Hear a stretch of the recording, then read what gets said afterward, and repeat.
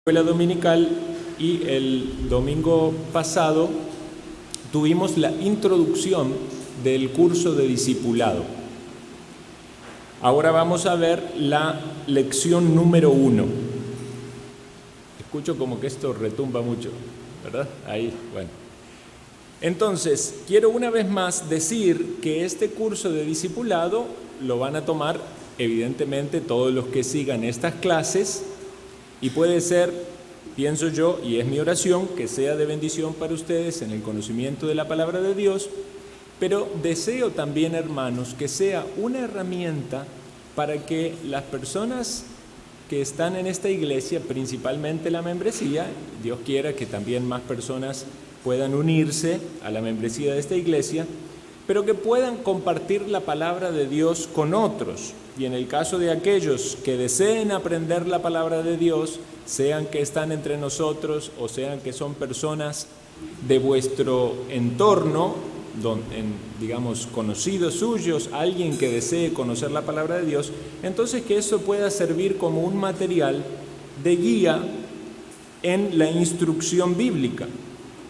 Entonces los animo a aquellos que tengan esa posibilidad de poder influenciar a otra persona, guiándoles en el entendimiento de la palabra de Dios. Obviamente tiene que tener disposición, ¿verdad?, para tomar este curso, pero usted puede guiar a otros para que conozcan más de Dios, de su palabra, y también a la salvación. Porque recordemos que cuando discipulamos, estamos llevando a las personas a Cristo. Queremos que conozca de Cristo, que conozca su obra, que conozca lo que Él hizo, que conozca el mensaje del Evangelio. Puede ser que algunos quieran conocer de Cristo y todavía no tengan el perdón de sus pecados. Y puede ser que haya otros que ya son discípulos del Señor, pero necesitan seguir creciendo y conociendo más. Bueno, entonces, si alguien quiere animarse con esto, por favor, luego se acerca a mí para poder ayudarle y guiarle en ese desafío. También puede ser de que alguien esté tomando el curso aquí, ¿verdad?, y necesite como alguna aclaración, una reafirmación. Entonces es muy bueno que pueda acercarse a los hermanos miembros de esta iglesia para buscar ayuda en el entendimiento, y obviamente yo estoy también dispuesto a ayudar. Comencemos entonces con este capítulo, la palabra de Dios. ¿Cuál es el significado de la palabra Biblia? Porque hablamos de que tenemos la Biblia en nuestra mano. Bueno, esto deriva de una palabra latina, pero también griega, que significa conjunto de libros. La palabra biblion significaba libro o cuaderno. La palabra biblos, papiro o libro. Ustedes saben que los libros antes se escribían en papiros. Y es por eso que nosotros decimos que tenemos una Biblia, y quizás lo pensamos como un libro, pero es un compendio de 66 libros. Y vamos a ver cómo aparecen estos libros distribuidos en esta imagen. Es una imagen bastante conocida que pueden encontrar en internet. Ahí están los libros del Antiguo Testamento, que son 39 libros, y están los libros del Nuevo Testamento, 27 libros. Y entonces aquí viene una pregunta que es de gran desafío para todos nosotros. Si decimos que somos discípulos de Jesucristo, si decimos que la Biblia es sumamente importante para que podamos conocer de nuestro Señor y de la voluntad de nuestro Dios, entonces tenemos que conocer la Biblia, tenemos que conocer esta biblioteca que tenemos en nuestra mano. Y esta Biblia tiene en el Antiguo Testamento y el Nuevo Testamento dos divisiones principales. Tiene 39 libros en el Antiguo Testamento y tiene 27 libros. ¿Alguno de ustedes ha memorizado todos los libros de la Biblia en orden? ¿Alguien se anima a decirlo? Bueno, este es un desafío que debemos tener todos los los creyentes, ¿verdad? Yo recuerdo cuando fui al Instituto Bíblico, en una de las materias teníamos que decir todos los libros de la Biblia de memoria. Y toma bastante tiempo a veces retenerlo, ¿verdad? Pero sin embargo es un buen desafío, porque uno muchas veces le puede pasar incluso a gente que tiene bastante tiempo en la iglesia, que le dice, vamos a abrir nuestras Biblias en el profeta Oseas, y empieza a hacer esto, ¿verdad? ¿Dónde está? Entonces es bueno que tengamos el orden de los libros en nuestra mente, que podamos recordarlo, porque eso nos va a dar claridad también al entendimiento de la palabra de Dios. También, hermanos, es bueno que conozcamos las categorías en las cuales estos libros se dividen. Y aquí va a aparecer en la pantalla las categorías más grandes de los libros, tanto del Antiguo Testamento como del Nuevo Testamento. Entonces, en el Antiguo Testamento vamos a encontrar el Pentateuco, los primeros 5 libros de la Biblia. Luego vamos a encontrar libros históricos, nos relatan la historia del pueblo de Israel. Luego vamos a encontrar los libros poéticos, ¿verdad? Tenemos en los libros poéticos, empezando por Job, luego Salmos, ¿verdad? Proverbios, Cantar de los Cantares, Eclesiastés. Luego tenemos libros proféticos. Esos tienen que ver, obviamente, como el nombre lo dice, con profecía. Y finalizamos allí entonces el Antiguo Testamento. Los proféticos a su vez se dividen en profetas mayores y profetas menores, y eso básicamente tiene que ver con el tamaño del libro. Luego tenemos el Nuevo Testamento, y en el Nuevo Testamento están los evangelios. Son 4 evangelios. En la mañana comenzamos a estudiar el Evangelio de San Juan. En el estudio bíblico de los martes se está estudiando el Evangelio de Mateo. Luego tenemos el libro histórico, que relata la historia de la Iglesia del Señor después de la resurrección de Cristo. Libro de Hechos de los Apóstoles. Las cartas paulinas, que son, el apóstol Pablo es el autor más prolífero en el Nuevo Testamento, entonces hay muchas cartas paulinas, pero también hay cartas universales, el apóstol Pedro, Juan, Santiago, la carta a los Hebreos, y luego tenemos el último libro que se dice que es un género especial, que es el Apocalipsis, género apocalíptico. Entonces, la Biblia es un libro porque mantiene la unidad de transmitir un mensaje que está en la mente de Dios, es la palabra de Dios, y entonces lo debemos entender como un libro en ese sentido, y debemos leerlo de tapa a tapa.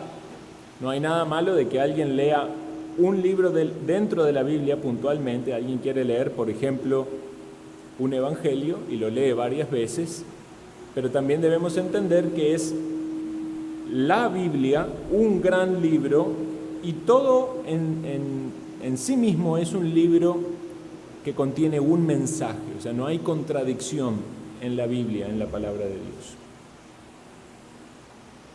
Obviamente muchos van a alegar contradicciones y van a procurar desacreditar la Biblia, pero nosotros debemos afirmarnos en la realidad de la inerrancia de la Biblia. Inerrancia significa que no hay error. Ahora, ¿quiénes escribieron la Biblia? Esa es una de las preguntas habituales. ¿Quién escribió la Biblia? Alguien puede decir, la Biblia la escribieron hombres. Yo creo que está haciendo ruido todavía. ¿Puede bajarle un poquitito el volumen? Ok. Bueno, aproximadamente 40 hombres de diversas procedencias. Muchos de ellos no se conocieron entre sí. Imagínense la época donde escribió Moisés y la época en la que escribió el apóstol Pablo. ¿Cuántos años los separaron? Entonces, un periodo de 1500 años. Entonces, nosotros debemos entender de que sí, Dios utilizó a estos hombres para transmitir su mensaje, pero no fue que se pusieron de acuerdo y dijeron vamos a hacer un libro que parezca que es sobrenatural, ¿verdad? Alguien decía, meta a 40 personas en habitaciones distintas y dígale que escriban de un tema y luego compare esos escritos. Y va a ver el enredo que encuentran, 40 opiniones diferentes. Sin embargo, cuando vemos aquí la palabra de Dios, vemos que todo converge en un mensaje, todo apunta a un mismo lugar. Ahora, ¿por qué decimos que es la palabra de Dios? Y aquí vamos a considerar este texto. Segunda de Pedro, capítulo 1, versículo 21. Y leo para ustedes y aparece allí en pantalla. Entendiendo primero esto, que ninguna profecía de la Escritura es de interpretación privada, porque nunca la profecía fue traída por voluntad humana, sino que los santos hombres de Dios hablaron siendo inspirados por el Espíritu Santo. Y el apóstol Pedro aquí obviamente está haciendo referencia hacia los profetas y lo que tenemos en la Biblia, conocidos los escritos como los profetas, que no solo están contenidos dentro de los profetas, porque también los libros poéticos también tienen profecía, también en los libros históricos también se habla profecía. Entonces debemos considerar que es una referencia a la Escritura. Ahora, nos enfocamos en los profetas, ¿verdad? Y dice, ninguna profecía de la Escritura es de interpretación privada. ¿Qué quiere decir esto? Que es de interpretación privada. Muchas veces se puede malentender esta idea. ¿Significa eso de que tenemos que ir a algún especialista, algún conocedor, algún teólogo para que nos diga? No, más bien es todo lo contrario. O sea, cada persona puede llegar a la Biblia, a la palabra del Señor y buscar el entendimiento y la luz y el discernimiento con la guía del Espíritu Santo. Ahora, tampoco debemos caer en la soberbia de pensar de que solamente yo y mi Biblia voy a llegar a todo conocimiento, porque hay cosas que debemos aprender. Por eso Dios coloca en su iglesia, puso en su momento apóstoles, puso profetas, pone pastores y maestros para que seamos instruidos. Bueno, pero el énfasis, ¿dónde está aquí? La segunda parte del versículo. Dice que los santos hombres de Dios hablaron siendo inspirados por el Espíritu Santo. De modo tal que la doctrina que tenemos en las Escrituras es que Dios inspiró a esos hombres o exhaló, esa es la idea, inspirar a veces uno lo entiende como, ¿verdad? Como algo muy, pero es más bien es el exhalar, Dios largó ese aliento, ese mensaje al corazón de las personas que escribieron por medio del Espíritu Santo, o que hablaron, porque aquí dice hablaron, y hay muchas cosas que están registradas de lo que se habló. Entonces debemos entender esto, este libro no es invento de hombres, es sobrenatural, es la palabra de Dios. Es cierto que pasó por toda una evaluación, aquellos que les gusta estudiar acerca del canon, qué libro fue inspirado y qué no, y qué otro libro no fue inspirado, y cómo llegaron a lo largo de los años en la historia de la iglesia a determinar este libro sí es inspirado y este no. Y había características que no podían fallar, o sea, no podían contradecirse entre sí, tenía que ser un cuerpo de doctrina que iba acorde con la revelación. Y había afirmaciones mutuas entre sí. Por ejemplo, el Señor Jesucristo habla y dice, esta es la señal del profeta Jonás, y está citando a un profeta del Antiguo Testamento, entonces está dando crédito sobre Jonás y sus palabras. Todas esas características son importantes para decir estos libros son inspirados, y también para separar a aquellos que, aunque pudiesen tener un valor histórico, no necesariamente significan que son inspirados. Ustedes saben que la Biblia católica tiene más libros. ¿Por qué nuestras Biblias tienen 66 y no 73? Porque hay libros que pasaron también por su escrutinio y consideraron que, aunque tenían valor histórico, no necesariamente eran palabra de Dios, inspirados por el Espíritu Santo.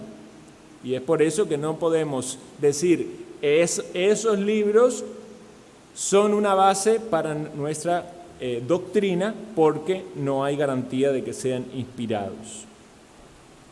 Entonces, cuando hablamos de este término que aparece en el versículo, escrituras, lo vamos a encontrar numerosas veces en la Biblia haciendo referencia a las escrituras. Y alguno puede pensar, ¿se refiere al Antiguo Testamento? No necesariamente. Obviamente es una referencia a los profetas, es una referencia, puede ser una referencia a los libros históricos y obviamente al Antiguo Testamento. Pero también vamos a ver que en el Nuevo Testamento, por ejemplo, el apóstol Pedro, hablando de los escritos del apóstol Pablo, dice que los falsos maestros tuercen las cartas, las enseñanzas del apóstol Pablo, como lo hacen también con las otras escrituras. ¿Qué estaba haciendo Pedro allí?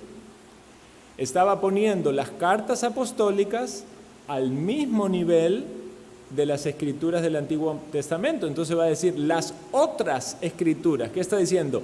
Esto que tenemos aquí en nuestras manos, las cartas de los apóstoles, son escrituras.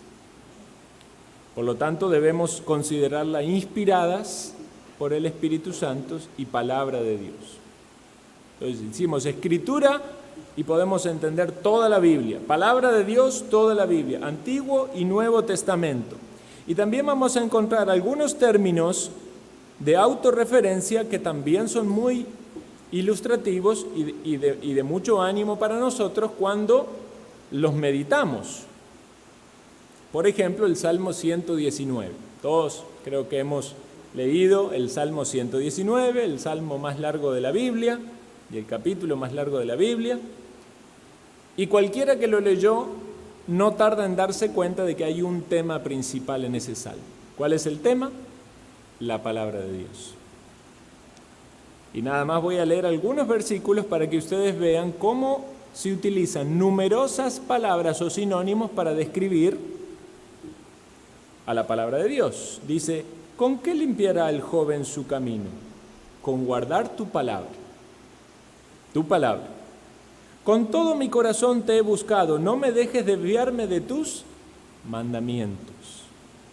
En mi corazón he guardado tus dichos para no pecar contra ti. Bendito tú, oh Jehová, enséñame tus estatutos. Con mis labios he contado todos los juicios de tu boca. Me he gozado en el camino de tus testimonios más que de toda riqueza. Y si usted sigue haciendo ese ejercicio a lo largo de todo el Salmo 119 y sigue subrayando, va a encontrar todas estas palabras que se repiten, que son a su vez descripciones de la ley de Dios, de los mandamientos del Señor, de los testimonios y de los juicios de Dios. Y ese es el salmo que brota de un corazón, el salmista, ¿verdad?, que ama a Dios y ama su palabra porque sabe que por medio de la palabra de Dios la voluntad de Dios es revelada. Que sea ese también nuestro sentir. Ahora, ¿para qué es útil la Biblia? ¿Para qué es útil la Biblia? Eso nos dice la misma Biblia, nos describe su utilidad. Segunda de Timoteo, capítulo 3, versículo 16. Los versículos aparecen en pantalla, pero si usted gusta buscarlo, si usted quiere anotarlo, ¿verdad?, para luego meditarlo, incluso puedo pasar esta presentación también, se la pueden pedir al hermano Cornelio. Dice así, Segunda de Timoteo 3, 16. Toda la Escritura es inspirada por Dios y útil para enseñar, para redarguir, para corregir, para instruir en justicia. Toda la Escritura. Y hablamos antes que es Escritura. No es solo el Antiguo Testamento, es también el Nuevo Testamento. Toda la palabra de Dios, todo lo que entra en el canon, todo lo que fue recibido, ¿verdad? Desde el momento en que se reveló el Génesis a Moisés hasta el momento en que el apóstol Juan tuvo la revelación de las cosas finales y recibió allí la orden diciendo que nadie podía agregar nueva revelación ni quitar. Toda la Escritura es inspirada, exhalada por Dios, es el mensaje de Dios, sí, escrita por plumas de hombre, pero es sobrenatural, es Dios, y es útil para enseñar, primer punto, quiere decir que nos va a transmitir un conocimiento y nosotros podemos aprender. ¿Recuerdan cuando hablamos en la introducción el domingo pasado acerca de qué significa ser discípulos? Significa enseñar lo que el Señor había enseñado.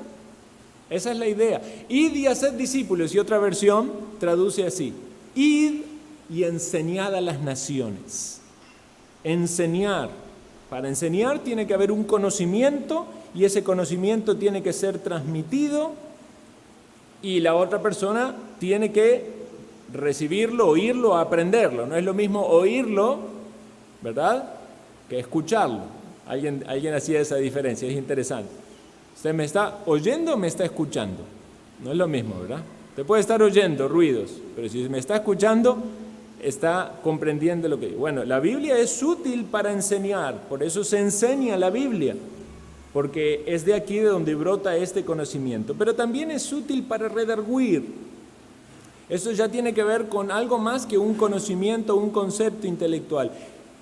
Se mete en nuestra conciencia, nos hace meditar en nuestros caminos, nos acusa o nos defiende si es que estamos andando, cumpliendo o oponiéndonos a esa instrucción que previamente nos ha dado. Esta es la idea de redarguir. Pero luego dice para corregir, porque si llega ese conocimiento y pone en evidencia una falla, un mal proceder, una mala actitud, un mal pensamiento, apartado de lo que es la voluntad del Señor, la misma Biblia tiene ese poder para corregir, porque es palabra de Dios y el Espíritu Santo la inspiró y es Dios que está obrando en el corazón de la persona. Entonces puede corregir, puede cambiar. Cuando un niño está haciendo una tarea, ¿verdad?, y hace algo mal, le dice la maestra o la mamá, tiene que corregir eso, tiene que borrar, tiene que volver a hacer esa letra. Póngase a pensar en algo práctico. Nosotros vamos escribiendo en nuestra vida y la Biblia nos empieza a marcar todos nuestros errores, las letras mal dibujadas, las acciones mal hechas, los pensamientos equivocados, y Dios nos manda a corregir.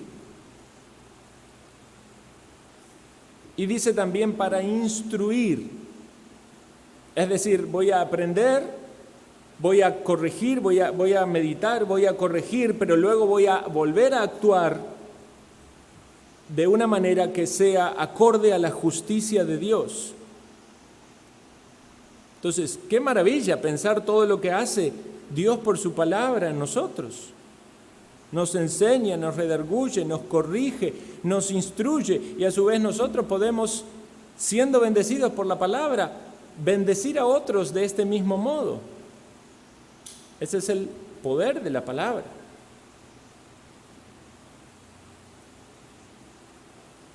Ahora, ¿qué propósito tiene Dios al darnos la palabra para que haga todas estas cosas en nosotros? Bueno, veamos lo que dice el siguiente versículo. Dice, a fin de que el hombre de Dios, y esto es genérico, ¿verdad?, puede ser el hombre o la mujer, sea perfecto, enteramente preparado para toda buena obra. Esta idea de que sea perfecto no significa que vamos a alcanzar un grado de perfección aquí en la tierra, ¿verdad? Vamos a ser como angelitos aquí en la tierra, se nos hace la aureolita aquí y ya no pecamos más. Esa no es una enseñanza bíblica.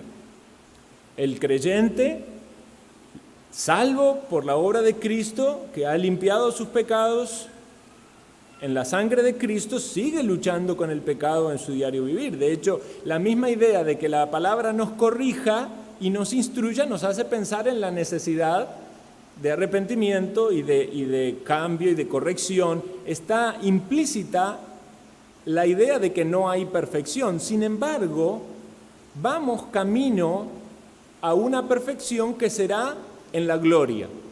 Es decir, la idea aquí no es ser perfecto en la tierra, sino ser completos.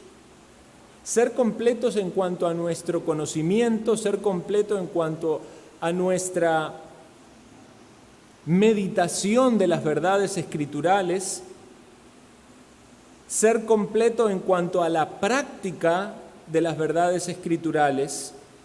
Y eso, en cierto modo, nos habla de madurez. Dios quiere que avancemos, que seamos maduros. ¿Por qué? Porque es necesario ese avance y ese desarrollo en la vida cristiana para que podamos estar preparados para toda buena obra. Enteramente, ¿ves? Esta es la idea, algo entero, algo completo. ¿Usted aceptaría ir a la sala de operaciones y que justo antes de que el médico está allí con el bisturí, ¿verdad? O el anestesiólogo calculando la dosis, usted le pregunta, ¿y cuánto hace que estudió? Y dice, no, yo estoy apenas en el 2º año. ¿Cuánto va a poner? Aquí ya no tengo chance, ¿verdad?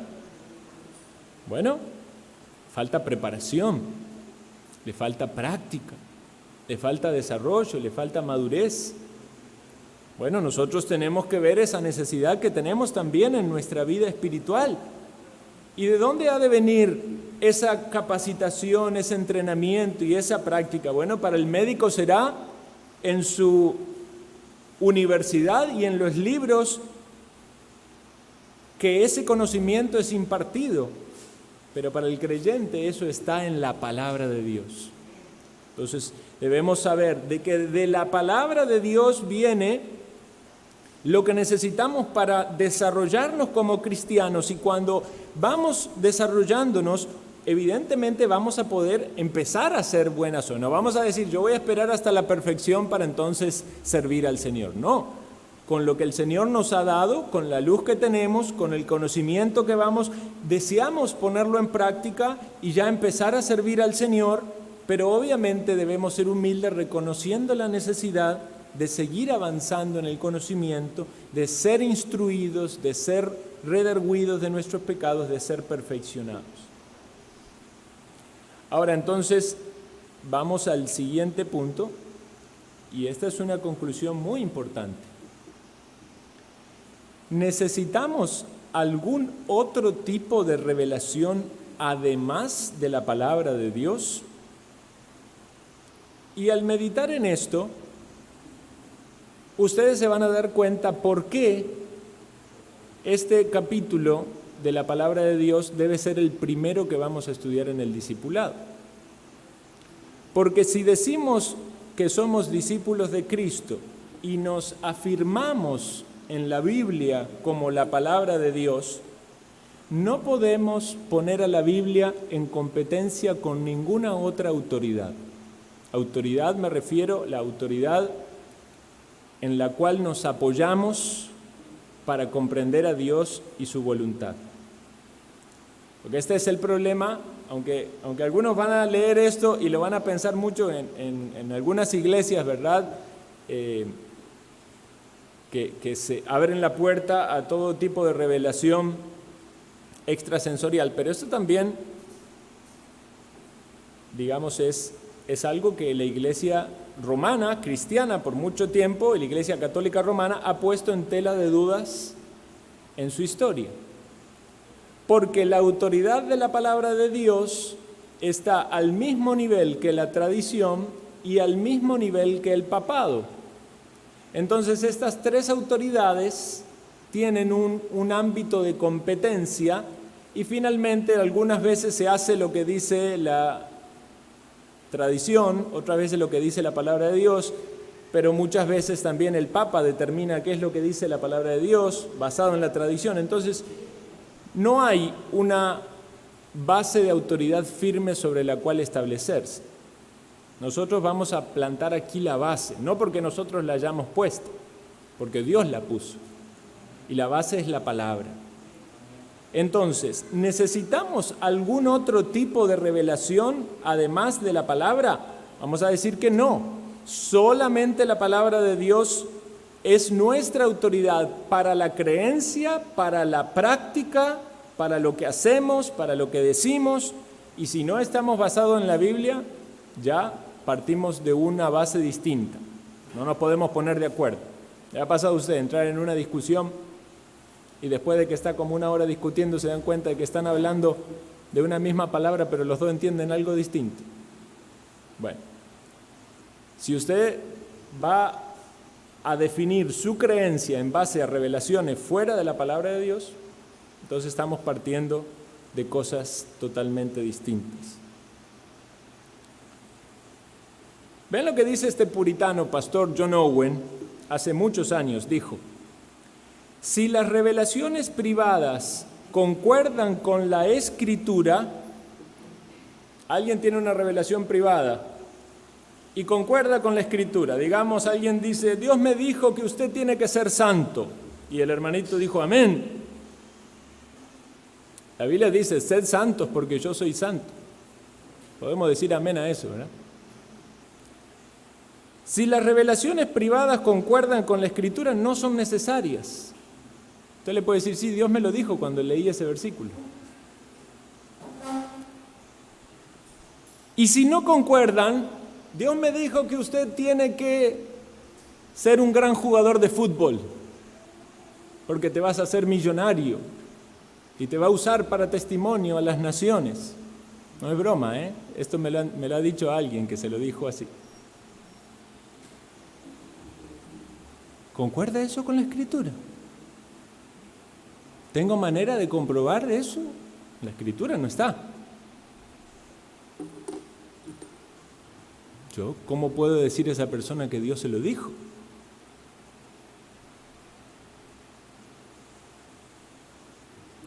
Y si no concuerdan con la Escritura, entonces son falsas.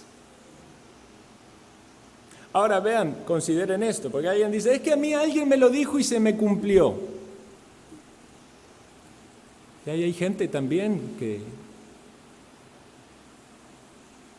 dice cosas, ¿verdad?, del futuro sin ningún tipo de relación con Dios. Hay astrólogos, hay adivinos, ¿verdad? Hay gente en ámbitos muy oscuros que hablan del futuro también. Yo no creo que esa sea una buena evidencia para decir que es Dios el que lo dice. Ahora, cuando decimos otro tipo de revelaciones, ¿a qué nos referimos? Bueno, otro tipo de revelaciones están en la Biblia y es por eso que muchas veces la gente se confunde. Pero vean, la Biblia dice que había sueños y que la gente tenía un sueño y Dios se lo revelaba, y entonces yo creo que Dios me habla por sueños. Dios en su tiempo habló de diferentes maneras. ¿Cómo le hablaba a Adán? Directamente.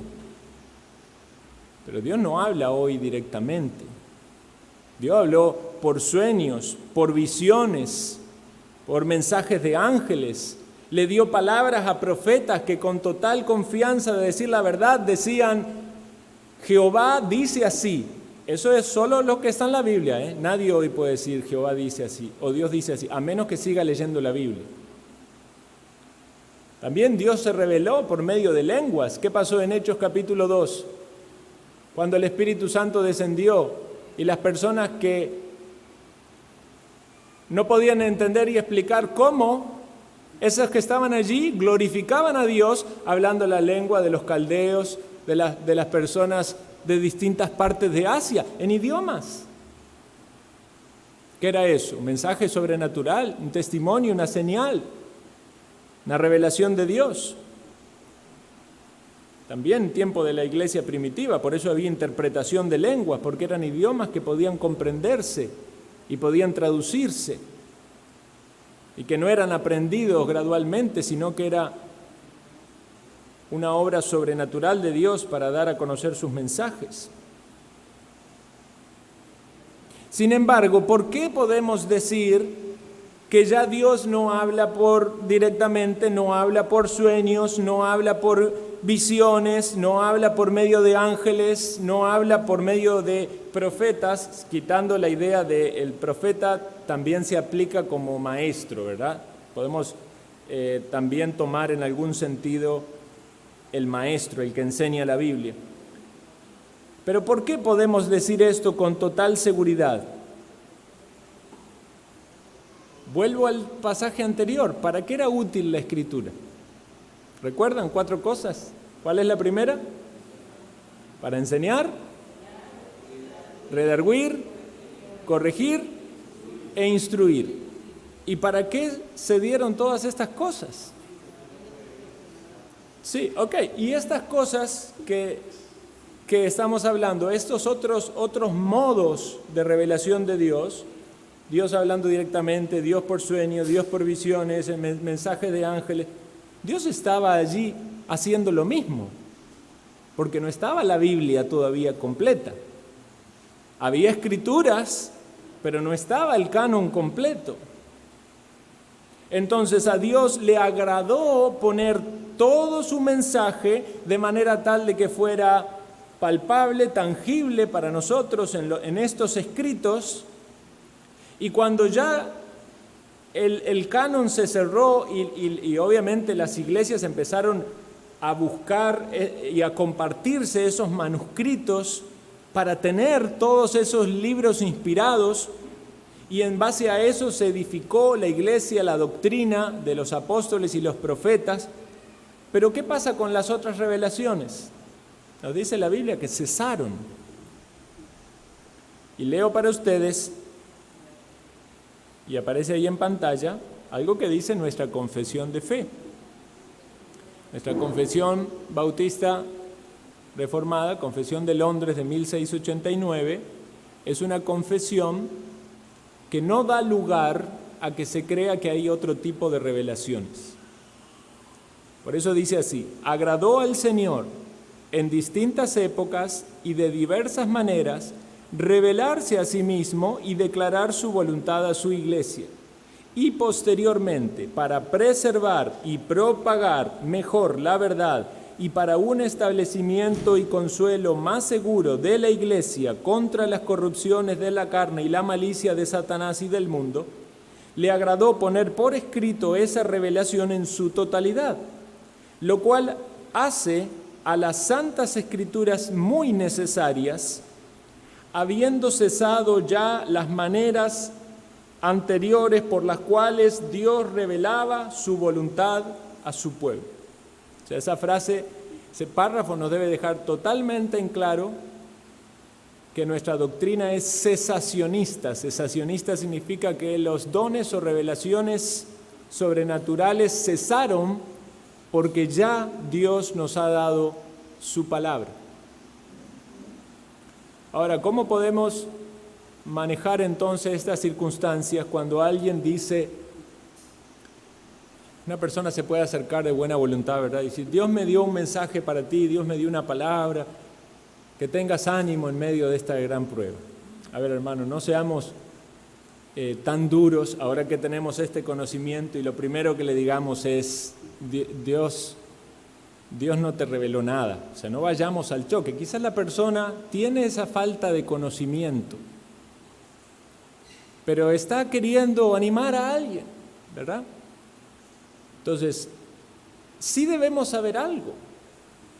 Dios puede, por su palabra, instruir a alguien.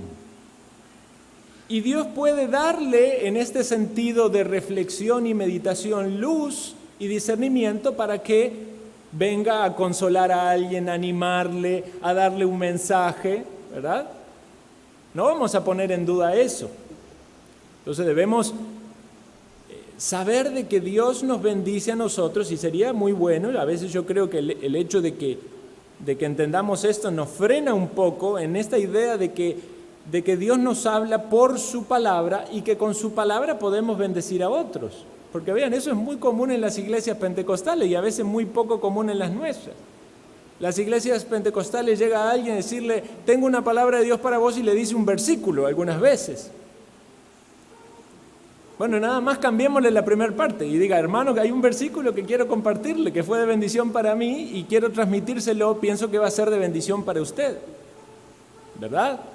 El problema muchas veces está en cómo entiende o percibe la persona por su falta de claridad acerca de cómo Dios se revela. Entonces piensan que Dios se sigue revelando. A ver, Dios nos habla por su palabra, pero no da una nueva revelación, ¿verdad? Ahora, si alguien se le acerca y le dice algo que es contrario a la Escritura, usted tiene que decirle, no puede ser así porque Dios no se contradice. Y si alguien está bateando, está diciendo algo inventado, es decir, bueno, yo no puedo tener seguridad de que lo que usted dice sea el mensaje de Dios. Más bien yo lo quiero animar a usted a reconsiderar si usted entiende que la Escritura es suficiente o debemos recibir algún otro tipo de revelación. Porque hay algo de protagonismo en esto. Las personas quieren ser parte de algo sobrenatural, quieren ser parte de que reciben un mensaje especial, quieren decir algo que después lo haga sentir más grande, más importante, más valioso. Y eso es el corazón humano engañoso y perverso, que nos quiere hacer tener algún tipo de fama. Por eso todos esos dones sobrenaturales son los que más llaman la atención en ese tipo de iglesias. Porque todo va en torno de aquel que hace algo especial y se destaca en eso. Pero el fruto del Espíritu Santo no solo se manifiesta en dones, ¿verdad? Y obviamente se manifiesta en dones, debemos entenderlo por dones vigentes, sino también, dice la Biblia, con gozo, paz, amor, benignidad, bondad, fe, mansedumbre, templanza, ¿verdad? Entonces debemos cuidar también cómo servimos al Señor. Ahora, meditemos rápidamente en estos puntos. La Escritura y la salvación. Le dice Pablo a Timoteo, 2 de Timoteo 3, 14 y 16. Pero tú persiste en lo que has aprendido y te persuadiste, sabiendo de quién has aprendido y que desde la niñez has sabido las sagradas Escrituras, las cuales te pueden hacer sabio para la salvación por la fe que es en Cristo Jesús. Timoteo, persiste en las Escrituras. Las Escrituras son las que te hacen sabio en la salvación que tienes en Cristo, y obviamente si alguien no tiene la salvación, te llevan a Cristo porque revelan el mensaje del Evangelio. ¿Cuál es el mensaje del Evangelio? Vamos a decirlo de manera bien rápida y sencilla. Son las buenas nuevas de la salvación en Cristo, las buenas noticias de que Dios envió al mundo a su Hijo. ¿Para qué? Para morir por los pecadores, porque nuestros pecados nos condenan, nos llevan al infierno. Nuestras buenas obras no pueden salvarnos. No podemos, por más que nos propongamos, decir yo voy a dejar de pecar, porque el que hace pecado, esclavo del pecado es. No podemos decir voy a hacer buenas obras para tapar todos los pecados anteriores que hizo. Eso no libra al hombre de sus pecados. Necesita un Salvador. Por eso envió Dios a su Hijo. Y es por medio de su Hijo Cristo Jesús, su vida perfecta, el cumplimiento de la ley, su muerte en la cruz y su resurrección, que el ser humano puede tener perdón de pecados y vida eterna. ¿Dónde está la esperanza del pecador? No hallar salvación en sus propios méritos, sino en el mérito de Cristo, en lo que Él hizo. Eso implica el arrepentimiento de sus pecados y la fe. Y ese es el poder del Evangelio que nos es descrito en la palabra de Dios. El apóstol Pablo decía, porque no me avergüenzo del Evangelio, porque es poder de Dios para salvación a todo aquel que en él cree, a todo, no importa que sea judío, no importa que sea griego, ¿verdad? Ahora que está este conflicto judíos y palestinos, el poder del Evangelio es para todos. No importa su raza, no importa de dónde proviene, no importa su idioma, Dios trae un mensaje de paz y es paz con Dios por medio de un mediador, Jesucristo. ¿Cree usted en el Evangelio? Reflexiones y aplicaciones finales. ¿Ven cuán importante es la palabra de Dios para la salvación? Entienda esto. Nadie va a ser salvo porque le cuenten bonitas historias fuera de la Biblia, ¿verdad? Nadie va a ser salvo porque usted le hable de todas las cosas que tiene que hacer para mejorar y ser una buena persona. La salvación viene de la palabra de Dios y la palabra de Dios como un todo. Si leemos la ley de Dios, vamos a ver un montón de pecados en nuestras vidas, pero no me va a salvar el cumplimiento de la ley. Por eso dice la Biblia que la ley es nuestro ayo que nos lleva a Cristo. Y si vamos a Cristo, vamos a ver que Él cumplió la ley y Él puede darme salvación. ¿Qué actitud debería tener ante la palabra cualquier persona que quiere ser salvo? Quizás entre nosotros hay alguien que dice, yo no sé si soy salvo o no. Yo no sé si tengo perdón de pecados o no. Mi pregunta entonces es, ¿cuál es su actitud ante la palabra de Dios? Tan solo piense esto.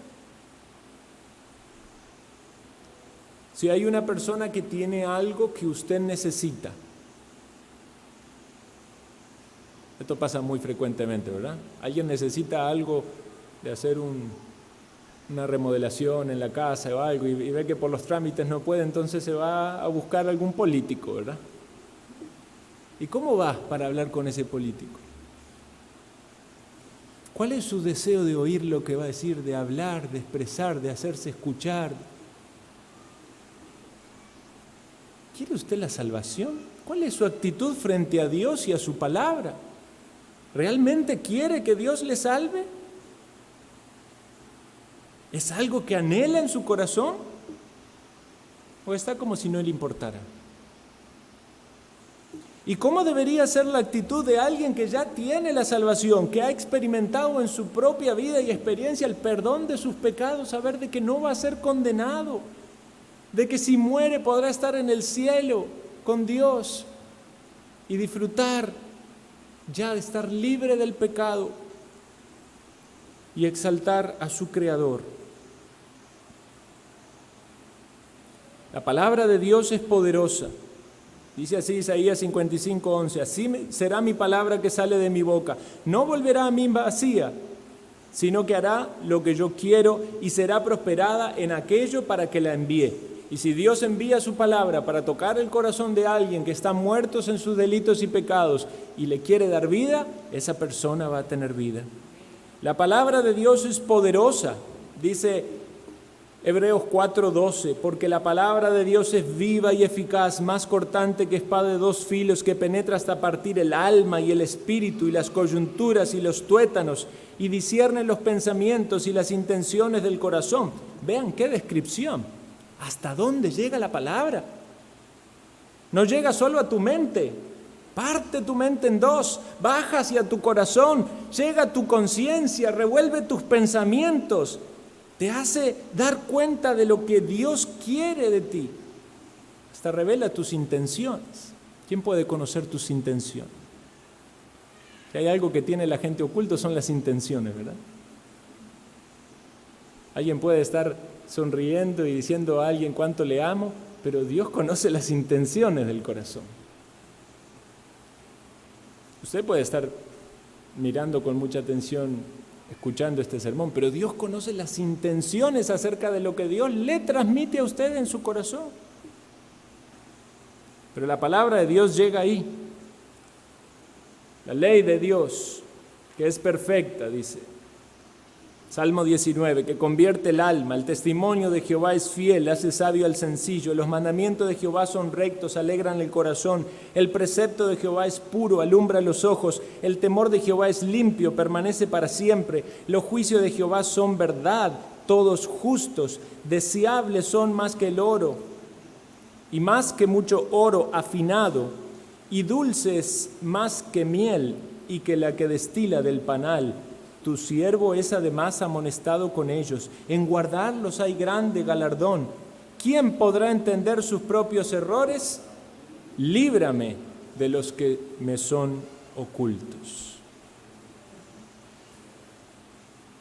La palabra de Dios es alimento Dice Pedro también, desead como niños recién nacidos la leche espiritual no adulterada, para que por ella crezcáis para salvación, si es que habéis gustado la benignidad del Señor. Como un niño llorando por leche, así debe ser el deseo del ser humano por la palabra de Dios. La palabra de Dios da esperanza. Romanos 15:4, porque las cosas que se escribieron antes, para nuestra esperanza se escribieron, a fin de que por la paciencia y la consolación de las Escrituras tengamos esperanza. ¿Necesita usted consolación? Dice que viene de las Escrituras. El Dios de toda consolación que inspiró esta palabra le dio a usted la palabra para su consolación. Y la palabra de Dios permanece para siempre. Primera de Pedro 1:25, mas la palabra del Señor permanece para siempre. Y esta es la palabra que por el Evangelio os ha sido anunciada. Cuando hablamos de la palabra de Dios, inevitablemente vamos a entender el mensaje central allí. Obviamente su mensaje es Cristo. Pero cuando hablamos de Cristo y su obra, podemos llamarlo o entenderlo como el Evangelio. El Evangelio. Porque usted no va a poder comprender la palabra de Dios a menos que empiece por el Evangelio. Porque si usted está muerto sin sus delitos y pecados, la palabra de Dios para usted va a ser una locura. Pero si usted halla la salvación que es en Cristo Jesús, entonces, como decía el salmista, tus mandamientos son dulces, más dulce que la miel y que la que destila del panal. Voy a finalizar leyendo este maravilloso texto de un autor desconocido que hizo una descripción de la Biblia. Dice así: la Biblia contiene la mente de Dios, el estado del hombre, el camino de la salvación, la condenación de los pecadores y la felicidad de los creyentes. Sus doctrinas son santas, sus preceptos son vinculantes, sus historias son verdaderas, sus decisiones son inmutables. Léela para ser sabio, créela para ser salvo, practícala para ser santo. Contiene luz para guiarte, alimento para sostenerte y consuelo para alentarte. La Biblia es el mapa del viajero, el bastón del peregrino, la brújula del piloto, la espada del soldado, el itinerario del cristiano. Aquí se restablece el paraíso, el cielo se abre y las puertas del infierno son descubiertas. Cristo es su gran tema, nuestro bien su diseño y la gloria de Dios su finalidad. Debe llenar la memoria, gobernar el corazón, guiar los pies. Léela lentamente, frecuentemente y en oración. Es una mina de riquezas, un paraíso de gloria y un río de placer. Es dada a usted en vida, será abierta en el juicio y será recordada para siempre. Encierra la más alta responsabilidad, recompensará la labor más grande y condenará a todos los que menosprecien su contenido sagrado. Vamos a orar. Gracias te damos, Señor, por esta meditación acerca de tu palabra. Ayúdanos a conocerla y a recordar que ella es suficiente, que con la guía de tu Santo Espíritu podamos comprenderla y practicarla para gloria de tu nombre. En Cristo Jesús. Amén.